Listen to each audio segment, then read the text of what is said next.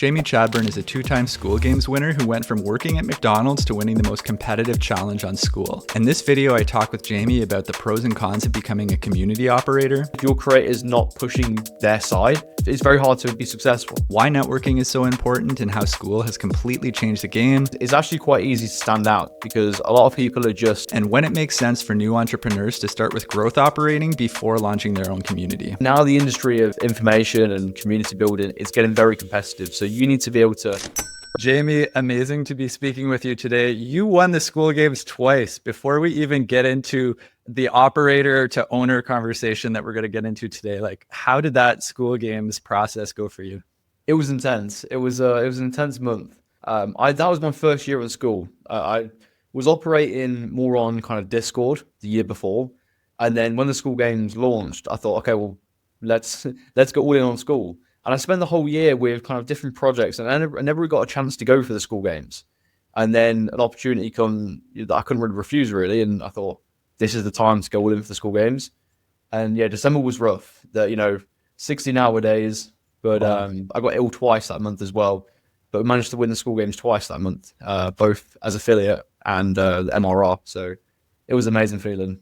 How did you make it happen so quick? I mean, at least for me, it seems like it must have happened pretty quick. Like, how did you get that experience that made you capable of doing that?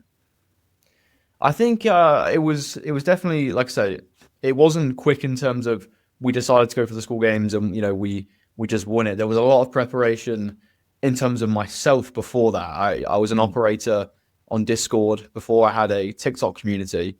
Okay. I think it was about the second most successful TikTok community at that time, when it was kind of blowing up, when the whole idea of TikTok automations and theme pages were blowing up. And previously before that, I was also running my own marketing agency for local businesses. So up until the Skool Games and up until even on Skool in general, I had business experience, and I just, over time you just stack skills, and the Skool Games was the perfect time to kind of showcase publicly what I'd learned over all them years. I feel like you must have learned that at a very young age then. I'm just like shocked. How the hell did you figure that out so early? When did you start getting into business? I think truly was when I was 15. Okay. I think that's when I can say I truly set myself on becoming an entrepreneur. So before, I've always wanted to be different. Like I never want to be tied down, or I've never wanted to be told I can't do something because this isn't the norm. So I think naturally I've always wanted to be different. And before I was trying to become a professional football player, or in the States they call it a soccer player. Yeah. My whole day was dedicated to that. And then I sort of fell out of love with the game. But then entrepreneurship opened it up to me. And when it was COVID and lockdown, I would binge watch dropshipping videos, and I was like, set my mind, when I leave school, I'm going to start my business. Wow. Of course, it didn't work like that. I had to go through a lot of trials and tribulations to get to that point. But I think that's when the seed was planted. And then when I was at post-16 college, so that's in the UK, 16 to 18, halfway through my first year, I was working at McDonald's. I was studying to become an economist. And then I just decided to start my own business at that point. So it was tough, a lot of long days, but that's when the journey fully began. Wow. Okay, cool. That makes sense. So, because I think a lot of people think that they can just dive into this stuff and have it happen right away. So you had many years of experience leading up to this moment where you won the Skool Games. Yeah, exactly. I think a lot, like I say, people can definitely jump into business models and become successful quick. But from my experience, the people that are successful quick have normally tried a bunch of different business models or tried lots of different things. And they've stacked skills from that. They've learned from the mistakes, and then they find their thing, go all in on it. And that's when they become successful. But obviously externally to people, it looks like they've just, started growth operating or started an AI agency or whatever it is, and just become instantly successful. But really, there's a lot of hard work. Probably 3-4 years minimum of hard work before that's built them into that person that's capable of building a business. Right. Cool. Well, I think that's a good kind of transition into talking about moving from an operator to an owner, because I think also a lot of people might just want to start their own community and get into being an owner right away. But what was your experience with moving from operator to owner? I think the biggest thing is it makes me responsible for everything. I think that's a pro and a con, because as an operator, you can be great at everything, but ultimately if your creator is not pushing their side, it's very hard to it's very hard to be successful. Right. I've had loads of communities where I've seen the vision to turn it into a 100K a month business, but unfortunately the creator hasn't got the drive, or they just don't see that vision themselves. So when you become an owner, you're fully responsible for your vision, for all the work, for hiring. And like I said, that's a good thing and a bad thing. The problem is when people go straight into becoming an owner, they don't have the knowledge of everything that goes into building a business, and especially a community-based business. And also, I think they don't have clarity on exactly what they can teach, because especially as I think a lot of people that are younger are wanting to start to become community owners, if they don't have any expertise or any sort of transformation that they've been through themselves, it's very hard to jump straight into being an owner. Right. So for somebody who is kind of at that stage where maybe they don't have enough experience to build a community, well, even before talking about this, do you think that building a community really is around transferring some type of skill or giving a transformation? Because I know there's a lot of talk on schoolers right now that kind of maybe even attention about whether it's about just passion or whether it's about helping people with some type of coaching aspect and getting a transformation. So like, I'm really curious your thoughts on that. I think it's both, to be honest. I think the community is about passion. I mean, my whole brand now is around helping people monetize their passion, either as an operator or as a community owner, one of the two. But I think in order to have a drive for the passion, you have to have gone through some sort of transformation. You have to get people behind some sort of transformation, even if it's a micro transformation that other people maybe not see as extraordinary. Your transformation has to resonate with someone. And then obviously that someone turns into a group of people, which creates your community. And that's why I believe you have to have had experience in some field to become a community owner and to really build a community that lasts. Right. So would you say then, like for maybe a skateboarding community or a painting community or some community that might feel like it could be a hobby and just getting people together who have similar interests, would you say that there still needs to be some type of transformation that needs to happen for the people in those communities? Or is it just enough to kind of like something and want to be around people who also like it? I think if you want to build something that lasts and something that people get behind, I do think there has to be an element of transformation in there. Again, it depends on the level. With skateboarding and with painting, there may not be a huge transformation, but if you take someone who's been in the painting industry for 20 years, they'd have gone through some sort of transformations, multiple transformations, where they've had roadblocks and they've overcome them. People are going to much rather join and get behind a community that's by someone with 20 years experience than someone who is a new painter. So if I was a new painter and I wanted to create a paint community, or if I was a new skateboarder and wanted to create a skateboarder community, if I didn't have that transformation yet, instead what I would do is find someone that has that expertise, has that experience, has that transformation, and partner with them to create the community. Yeah, I love that. I feel like that's some of the nuance that can be missing in these conversations. I really appreciate that. So I'm curious then, for somebody who is like just getting started, who maybe doesn't have that experience to really rally a group of people into a community, how would you suggest that they get started in terms of operations, in terms of learning that kind of side? I think, first of all, working with a creator for free or on commission. I think a big part is learning how the industry works. That's actually something I regret not doing. I went straight into becoming an operator and I threw myself into the deep end, and I managed to figure it out because it wasn't as competitive at that time. But now the industry of information and community building is getting very competitive. So you need to be able to be laser focused and sharp with your skills. So I would I would look for a sales role or a community management role and work my way up in that community. Potentially, you may end up being the overall, full stack operator for that community.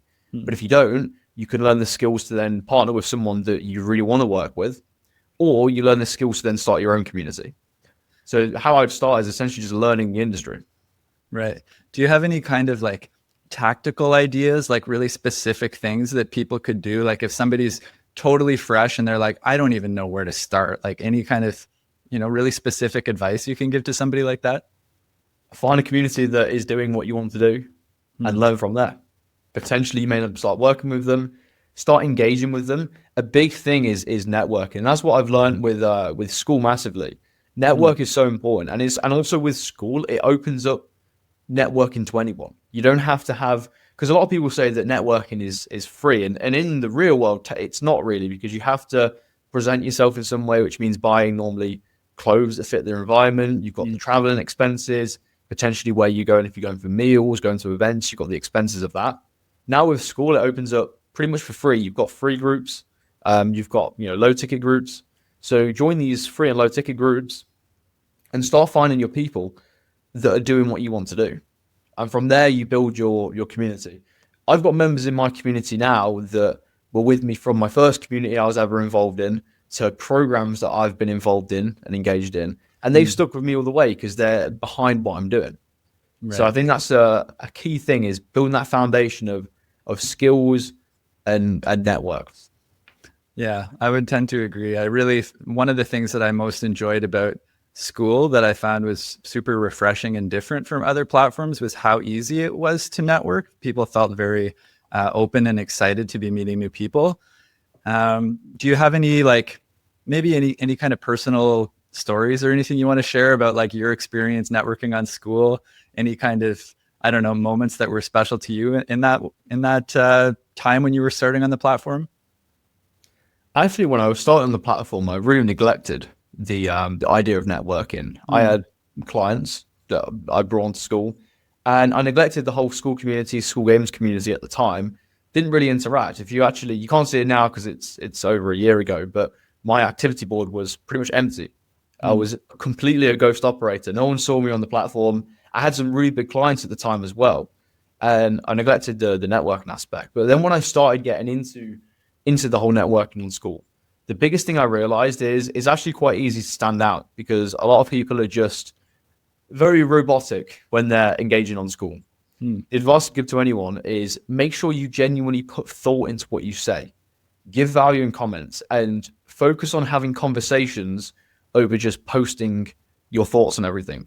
Have conversations in the comments. That's the most important thing. In terms of personal experiences, I'm trying to think if any come to mind. I've got a few. It's very cool when you connect with someone who has a personal interest. I've had a few people that reached out to me that have a personal interest in terms of like a hobby of mine. We've ended up meeting up in person. I met with actually one of my community members. Drove over to where I live in the UK, and we had a coffee. We met up. But the highlight in terms of meeting people on Skool was definitely the Skool Games event, because we were all in the Skool Games mansion in Vegas. Right. We had the Skool Games event on the Saturday. On the Sunday, we had a tenor who won in November her AIpreneurs event. On the Monday, there was a altcoin pro mastermind, which again was another Skool community that won the Skool Games. And it was just so cool meeting with everyone and sharing ideas. So I know Goose right now is doing his IRL Skool tour. So I would recommend anyone that can get to these events, get to them, because they're life-changing, really, the people that you meet. Amazing. Yeah, shout out Goose. I'm going to the one in Toronto. I'm super excited about that. Oh, it's amazing. Yeah. For the Skool Games experience, I'd love to hear a little bit more about that. Like in terms of like the talks and the lessons that you learned there, was there anything that stood out to you? Any kind of talks or, I don't know, just important things that you learned there? I think the biggest thing is simplicity. I think a lot of us get caught up in really extreme ideas that are, we in our heads, we think it makes sense. And it's like, okay, we're doing something different to everyone else. We're reinventing the wheel. No one's done this before. I think the most important thing for me that I learned there was everyone that's successful is doing the same thing as me. They're just doing it more, and they're just doing it better. Hormozy was saying about when he met with like Mr. Beast and a bunch of other YouTubers that obviously at the high level of YouTube. And Hormozy thought that they were going to reveal some sort of secret that he's missing out with YouTube. But actually they were just doing more and they were doing better. they were planning and scripting out their videos. They were doing they were spending a lot of money on producing a video that wasn't ever going to be uploaded just to test if an idea worked. They weren't doing anything that was secret. They were just doing everything better and more. So I think that's the biggest lesson that I learned. And I realized that for what I want to do, I just need to dumb things down and just go, right, here's what everyone else is doing. How can I do it slightly different in my own way? Right. And that's the biggest lesson. Yeah, that makes sense. I think for me, that's a lesson I keep learning too, is like, how can I make it simpler? It's not easy, but yeah, it's not, especially when we have like all these ideas going around, because the count of meeting with people in person at these Skool events, ideas get thrown around left, right, and center. So your brain's like, oh, I'm going to do all of this. Yeah. Really, you just need to stick to what you're doing. Yeah. And just keep improving what you're doing and do more. Yeah. I think especially in the age of the AI boom and everything, there's like the possibilities are everywhere, and being able to just say no is going to be probably more and more valuable as we accelerate through that process. Yeah, 100%. I've been called out a lot, especially with the AI trends, wanting to add new things to my offer, wanting to do new things. But really, there's no point of constantly overcomplicating things. Right. I'm curious about like, what are some of the things that you're most excited for in terms of the future of community growth, the way that the platform is going? I think a big thing I'm looking forward to is Skool expanding with members, because we're seeing an improvement in Skool's organic reach, communities getting members just based on the search engine of Skool. Yeah. It's going to be a really cool when we're in a situation where someone who has a passion, who has a expertise and has a transformation to share can come on the platform. And if they produce a genuinely good community that has a good offer, through Skool, they're going to be able to naturally grow. Yeah. I think most people still have to have external people come in from Instagram, YouTube, TikTok, paid ads. But when we're at that point where Skool can exist on its own and doesn't even need these platforms, that's really exciting. Very, very exciting. Yeah, I would agree. That's going to be a massive shift, massive opportunity. Jamie, really cool speaking with you, man. I really appreciate it. If people want to work with you, get to know what you're doing a little more, what's the best way for them to find you? Best way to find me, first of all, message me on Skool. That's probably the best way to get in contact with me. I have a community called Passion Launch Accelerator. Currently it is closed, but you can book a call with me from the About page. So if anyone wanted to speak about anything related to Skool or operating, then I'd be happy to speak to them through there. Cheers. Thanks again. Thank you. Thanks for having me.